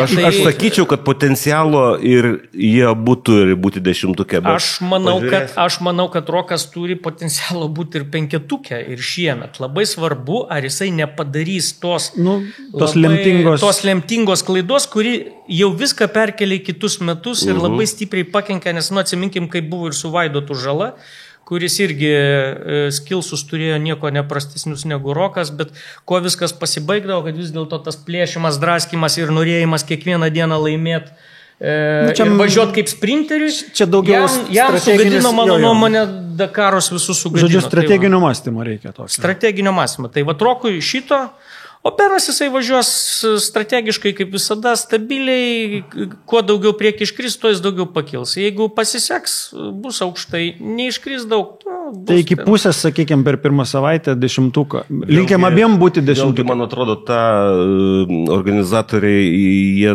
dar labiau paankstino tą nukratymo, kaip sakyti, tų pašalinių, nes, man atrodo, jie tą chrono, ar ne antras greičio ruožas? Labai anksti. Nuo antro greičio ruožą. Anksti kalė. Tai yra, kad visus išmaudom ir kas neišplaukė. Kas tai yra? Nes aš, pavyzdžiui, nieko nežinau. Nežinau, apie ką jūs kalbate. Stengiasi organizatoriai visą laiką kuo anksčiau nukratyti, didesnę dalį tų žmonių, kurie arba prastai pasiruošę. Čia kaip univerė pirmas semestras? Panašiai. Kur važiuokit namo iš karto. Juos įmeta į normalų greičio ruožą, o šiuo atveju tai yra tas 2 dienų greičio ruožas, vadinamas chrono, kai tu per 2 dienas ten virš 900 km pjauni. Ir tu sustoji tiesiog kažkurią valandą, sustoji, fiksuoji savo rezultatą ir važiuoji į artimiausią bivaką, kurių ten pridaryta keli. Ir žinoma, kas tau liko iš to greičio ruožo, turėsi įveikti rytoj. Arba ne. Ir ten bus sunkus kilometrai. Ir aš kiek girdėjau, yra akmenuotų labai trasų, tai ten irgi bus, vėlgi pradžioje pačioje ralio, tai matyt bus labai mašinos laužomos ir panašiai. Ir turėtų dalyvių gerokai sumažėti antrai Dakaro pusiai. Čia mano žinoma toksai, kaip sakyti, apšviestas šiek tiek spėjimas. Pažiūrėsim, tas chronas. Su juo galima sutikti, galima nesutikti. Aš, tarkim, supratau. Gerai.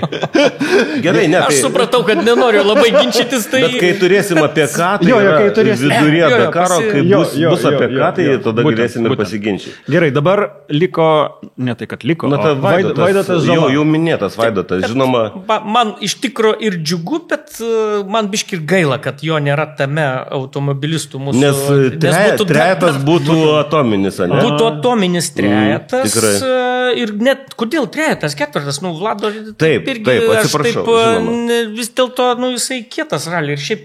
Bet klausyk, antrame Dakare... yra biški per greit, labai sakau, gaila, kad dar jo patirtis nėra didelė, nes čia net ne Dakaras, bet dar kokius būtų kelis pasaulio čempionato etapus. Jis ten bandė Bają važiuoti, mačiau, kad irgi kažkaip nelabai sėkmingai tą Dubajos, bet esmė, kad čia reikia daugiau patirties, bet aš neišmeščiau, palikčiau tam ketvirtukę, tai būtų labai smagus ketvirtukas. Turim tokių labai skirtingų dinamiškų ir labai skirtingų charakterių ir lenktynininkų, kurie visi labai užsispyrę ir su gerais automobiliais. Nu, Taip, yra žmonių apgailestaujančių, kad Vaidotas įlipo į sunkvežimį šitam sezonui. Bet už tai mes aš žinok nesu toksai. Bet už tai mes turim kitą šansą, jam gal reikėjo šalto dušo, gal reikėjo, nes aš įsitikinęs, kad jeigu jis galėtų, jis važiuotų dabar su mašina. Bet matyt, buvo toks laikas, kai reikėjo apsispręsti, padaryti kažkokią tai pauzę ir šansas. Aš tai labai kažkaip optimistiškai žiūriu į tą pasirinkimą, galbūt priverstinį pasirinkimą, galbūt. Priverstinį tik tai dėl ko? Dėl finansų. Tai yra variantas B, nesurenka automobilių, važiuoju su sunkvežimiu. Sunkvežimis iš tikrųjų Iveco yra labai geras, partneriai labai šaunus, aš manau, kad ta komanda Derojaus irgi, kuri tą automobilį ruošia ir prižiūri, yra puikiai ir jie ir Dakarą yra laimėję. Tai dabar, kai žinom, kad ten, sakysim, šiaip strategiškai Vaidui labai pasisekė, nes šiuo metu ten konkurencija yra labai maža. Jisai realiai turės ten kelis tik tai žmonės, kurie galės, su kuriais jam reikės konkuruoti. O visa kita jam svarbiausia, taip pat kaip ir Rokui atsisėdusi naują klasę, į naują automobilį, strategiškai nepadaryti klaidos. Jeigu jisai šiemet finišuos trejetukę, net antras, trečias, jis gali ir laimėti, bet aš vis dėlto sakyčiau, kad trejetukę, bet jeigu jisai finišuos ir neprisidirbs, tai tada kitais metais labai daug šansų, kai jis laimės. Nes ten yra Martinas Macekas, toks čekas, tai jo bus pagrindinis konkurentas, ir Alešas Lapraisas. Tai va čia yra... Čia labai rimtas spėjimas tavo? P3? 3 aš visai laisvai. Ir aš netgi linkėčiau, kad jisai nebūtų tarp pirmų dviejų, anksti. Nes tada jisai gali susigundyti. Aš jau kadangi pajokavau viešai, tai dabar jau turiu tą patį. Aš jau sakau, kad tik jisai nepradėtų statyti skersas kaip Škodos, nes vis dėlto tie ralisto įpročiai, jie Dakarė yra, kai kurie yra nėra geri, jų nedaug, bet važiuojant su sunkvežimiu, pradėkim. Svorio centras vis tiek yra labai aukštai, daiktas labai galingas. Bet man ten sakė, pakabos eigos kažkaip labai mažos, ten kažkiek tai tik centimetrų. Jeigu tik pradėsi statyti skersą sunkvežimį, deformacijos iš esmės didžioji dalis visos amortizacijos. Sunkvežimis turi kitą privalumą. Jo, dabar yra sumažinti biški eigos, jų sumažintos ir tas maksimalus greitis, jų man to daikį. Maksimalus greitis ribotas. Liktais riboja.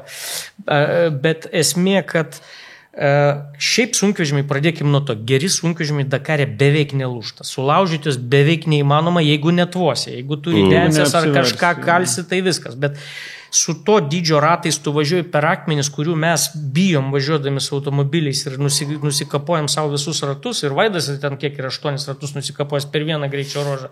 Aš lygiai tiek pat, kaip jisai esu vieną kartą nusikapojęs. Tai su sunkvežimiai, jeigu tu viską darai teisingai, tai tu jo nesugadinsi. Su visais ratais ir finišuoji, todėl, kad tie ratai yra žiauriai dideli, žiauriai kieti.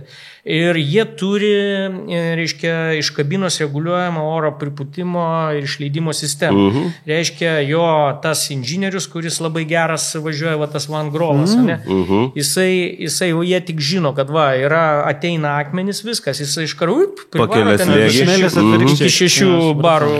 Kai ten koksai smėlis ir žemas greitis. Iš karto išleidai ir tu labai per smėlį lengvai važiuoja viskas. Tai čia svarbu, žinai, čia yra žiauriai gerai, nes sunkvežimiai, sakau, jeigu susiderinęs ekipažas, tai Vaidui reikės patirties, vis tiek, jo šturmanas žiauriai geras, Fiuza, jisai su juo susidirbęs, tas inžinierius darys savo darbą, jiem tik tais reikės dar susidirbti tą pradžią ir kad tik jisai pradžiai nepradėtų daryti, ką darė ir pernai, ir užpernai, kad jisai nori kiekvieną dieną laimėti ir būtent, žinai, to reikia užsispyrimo lenktynių, bet aš manau, jam nuo vidurio apie tai reikia pradėti galvoti. Dabar stabiliai, greitai laikyti penketukę. Stengtis laimėti kuo lėčiau. Taip, kaip įmanoma. bet labai greičiau. lengva pasakyti, Arūnai, labai lengva. Ir aš pats pasakoju čia kaip Jo, lengva, nors Čia- man labai nedaug. Nu, mes kartų visi yra čia taip- tokie, žinai.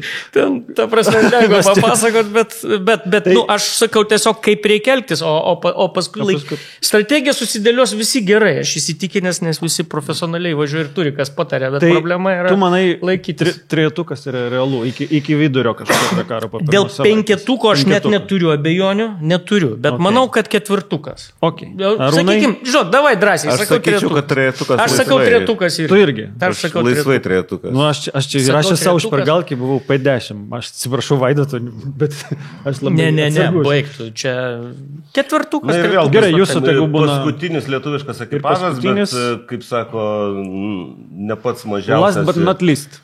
Taip, tai žinoma klasikų ekipažas, žmogus, kuris debutuoja Dakare, bet žinoma jau tie, kas pažįsta Karolį Raišį ar kas socialinius tinklus seka, tai žino, kad jisai klasikiniuose raliuose yra dalyvavęs. Ir Jisai garsina Lietuvą Monte Carlo Classic Taip. rallyje. Ir jau Taip. nežinau, kiek kartų, aš jį pažįstu, bet taip, iš toli. Bet kažkiek Bet kartų jau čia jo dalyvavote? debutas Dakare, O tai Dakare yra debutas, taip. ir, na, kai vėlgi pasižiūri, kaip tas automobilis gimė ten per mėnesį laiko. Land Tai- Roveris. jo. Taip, tai aš tą matau kaip, va, žinai, kaip tais laikais, kai pats Antanai debutavai Dakare, labai panašu į tokį pankišką, tokį, na, kaip čia, tiksliau pavadinti, toksai kaip nuotykis ar kažkas tokio. Nu, man labai sunku komentuoti, ta prasme, Žmogus nevažiavęs Dakare. Jo, na. bet čia yra turistinis šou renginys, kuriame nebus greičio ruožo. Nu, pradėkim taip, kad greičio ruožuose tu važiuosi... Tai gal bendrais bruožais, kuo vat klasikas skiriasi nuo Čia to? jums reikia pasikviesti Valdą Valiukevičių, nes Kuris jau važiavo. jisai jau yra važiavęs iš Čia labai gera tenais mintis ir kitai laidai. įveikęs, nes vis dėlto ten yra taip, kad dabar, ypač dar Valdas, kai važiavo, dar jiem buvo duotas kažkokie greičio ruožai, kurie tipo laikui važiavo. Dabar iš viso, aš kiek žinau, ten yra kaip dosafo toj sistemoje. Vidutinį laiką. Reiškia, tu negali nei greit važiuoti, negali nei per lietai, nu turi tiksliai Čia atvažiuoti, toks historikai, tikslumo. čia Lietuvoj Istorik. tokių Nu, irgi tai daro. man labai sunku komentuoti, nes, nu, tai toks, nu, Na gerai. fainas, pankiškas, Mes bet aš pakomentuosim, ten, kai jau turėsim man lengviau ką. komentuoti Okay. ten, kur skirsi statys. Tai Gerai. ten yra... Gerai. Tai linkim irgi Karoliui sėkmės. Aš įrašiau. Tai aišku, į bet kokiu 20 atveju, nes ten penktuką. irgi skaičiuos taškus, balai kažkokie viską. Nu, bet čia yra paradas. Tai paradė, reikia gražiai pasirodyti. ir tiek. Kiek jų yra, aš neatsimenu, irgi ten apie 100, man atrodo, tų ekipažų. Mažiau. Mes čia aptarėm lietuvius, bet vis tiek, jeigu tu kažkiek stebėsi Dakarą, Antanai, ką tu žiūrėsi, na, iš tų ekipažų, kurie realiai kovos dėl pirmų vietų iš gamyklinių komandų. Na, apie motociklus mes gal nesiplėskim, nes ta, na, pagrindinė automobilių vis tiek turi kažkokį favoritą. Ar čia Nasaras jau, kaip sakyt, pirmą vietą yra rezervavęs, ar Nasaro perėjimas iš Toyotos į Dacia komandą padarys stabdį Nasaro karjeroje. Kažkaip tai būčiau linkęs. Petrancelis, Sainzas, yra tų vardų vis tik. Yra, aš nežinau, man aišku, Nasaras labai patinka ir mes bičiuliai geri, bet aš manau, tas Dačios vis dėlto... Tas projektas žalias bus? Tas projektas bus toksai, kur, nu, ta prasme, negali būti stebuklo iš karto per anksti. Nesvarbu, kad žinai, čia rimtos lik ir komandos, bet jos dar yra per žalios. Tai aš sakyčiau, kad už Nasarą labai mažai statyčiau, nors labai bus smagu žiūrėti, kaip jisai važiuos. Man tai Petrancelis visada labai patinka, būtent, kad toks paprastas, kuklus Lapinas, kuris labai daug išmano. Rekordininkų. Jo, tai man, pavyzdžiui, patinka Petrancelis, jis kaip man toks net kaip simbolis, ir aš dažnai daugam sakau, kaip reikia žiūrėti, jeigu tu pradedi važiuoti, tai pirmą, ką tu turi sekt Petrancelį, kad žmogus, na, kaip jisai važiuoja, kaip jisai elgiasi. Jisai žino, kada galima greit važiuoti. Ir jisai sudaužo mašinas, visiems pasitaiko, bet, žodžiu... Tai Sainzas. įdomiausia bus žiūrėti lietuvius, nu apie ką mes gerai, kalbam. Kam? Aš suprantu, kad jūs formulę galite stebėti, nors ten nei vieno lietuvio nėra. Ir tikrai. Bet man, pavyzdžiui, kažį stebėti pasaulio čempą ar kažką, nu man nebūtų įdomu, jeigu ten nebūtų lietuvio, ar net Europos čempionatą, ar Eurolyga kokia. Nu dabar išimkit Žalgirį ir kas tas Eurolyga? Nu, ne, bet kita vertus, su Dakaru kaip su krepšiniu Lietuvoje reikalai jau darosi. Mes turim 3 milijonus trenerių krepšinio. Tai aš iš vis nustebau. Ir jie kalėdų laikotarpį jie visi tampa Dakaro žvaigždėmis, žinovai. Aš, Arūnai, labai nustebau, kai jūs pakvietėt mane šitą laidą, nes galvoju, kodėl iš 3 milijonų mane kviečia, nes tai yra liktais yra labai. Aš žinau, kai pasakau, ką nors apie Dakarą, tai gaunu tiek struškių socialiniuose tinkluose ir man tai paaiškina, kaip aš nieko nesuprantu, o dar geriau, kai dar prieš 2 metus važiavau ir būdavo kažką ten padarai, kažką pasakai, ką tu čia, kaip tu čia važiuoji, ką ten granatą nepakeitė laiku. Nu, ta prasme, Antanai, tu turėk omeny, kad 3 milijonai už tave tikrai geriau žino, tai, bet tu tą ir pats žinai. Aš tą žinau, bet kodėl aš vienas turėjau važiuoti tada, o 3 milijonai sėdėjo, tai visi trys ir važiuoja. Jie dėl to ir nevažiuoja, kad... Ne, bet patarimų pas mus duos daug, tai čia irgi broliam lietuviam atlaikyti, kiek gaus patarimų. Gerai, tai turbūt užbaiginėsim mūsų. Žiauriai faina. Reikia rišti. Reikia rišti, bet žiauriai faina, žiauriai įdomu. Čia, Taigi iškarpysit, kas neįdomu, nes buvo pradžia tokia mėganti. Gal nekarpysim. Nekarpysit. Ne. Bet paraginsim būtinai, kaip visada. Aš pradžioj pamiršau savo maldelę užlaikint būtinai, užsubscribint kanalą mūsų prenumeruot. Išversiu į lietuvių kalbą, paspauskite patiktuką, dalinkitės ir pasirašykite mūsų kanalui. Taip, ir mes bandysime Antaną kalbinti, kad mūsų aplankytų ir kitą kartą kažkada, kai jisai turės tam galimybę. Žinoma, dėkojam visiems, kas žiūrite, linkime visiems. Ir dar linkime prieš gero Dakaro palinkėjimą, linkime parašyti komentarus įspėjimus, kuris iš lietuvių ekipažų užims kokią vietą. Ir greičio ruožė, aukščiausia vieta greičio ruožė. Ne, iš vis. Overall. Ne, tai palauk, overall, tai kada tai bus? Lai paspėlioja iki pertraukos, kas greičio ruožė aukščiausia bus. Nu gerai. Čia bus tokia pradžia. Žalai faktiškai vėliavėlė iškelta. Ne vėliavėlė, o ta raudona skraistė iškelta, ar ne, Vaidotai? Tai va, tai buvo smagu, Antanai, su jumis pabendrauti. Man irgi labai smagu. 2 Arūnai dėkodami jums ir žinoma žiūrovams, atsisveikina iki kito karto ir mes taip spėjame, kad per pertrauką Dakaro susitiksime vėl. Susimatysime. Ir lauksim Verstapeno Dakare kada. Ačiū ir iki. Ačiū.